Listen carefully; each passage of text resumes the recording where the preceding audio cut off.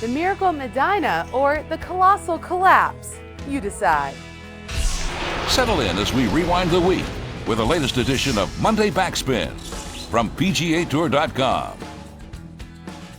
It was one of the greatest dramas we've ever seen in the history of the Ryder Cup. The American team entered the final day with a 10-6 lead after incredible team play in the first 2 days. But the European team this entire week had no quit in them, using the memory of Seve Ballesteros to will the team to keep on pushing until the end. And push they did, forcing arguably the best comeback victory in the storied history of the Ryder Cup.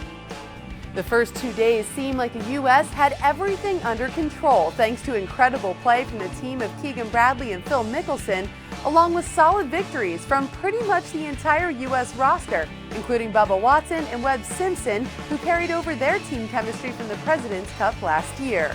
The exception was the veteran duo of Tiger Woods and Steve Stricker, who failed to earn even 1 point through the first 4 matches. And in a twist of fate, it would eventually come down to those two to determine the Cup. On the European side, the team seemed flat with the exception of Ian Poulter, who lit the fuse Saturday night with 5 consecutive birdies to earn a huge point and shift the momentum. Poulter, an incredible competitor in past Ryder Cups, brought his A-game again, going 4-0-0, the first player to do that in over 3 decades.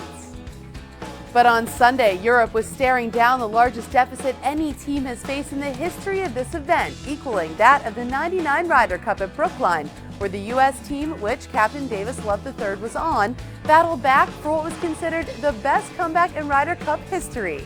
That is, until now. Europe came out fighting, winning the first 5 consecutive points in singles matches, with Luke Donald defeating Bubba Watson, Ian Poulter defeating Webb Simpson, Rory McIlroy giving Keegan Bradley his only loss of the week, Justin Rose taking down Phil Mickelson with 2 back-to-back birdies, and Paul Lawrie defeating FedEx Cup champion Brandt Snedeker 5-3. From there, the points remained tight for the remainder of the day, and it all came down to the final 2 matches between Steve Stricker and Martin Kaymer and Tiger Woods versus Francesco Molinari.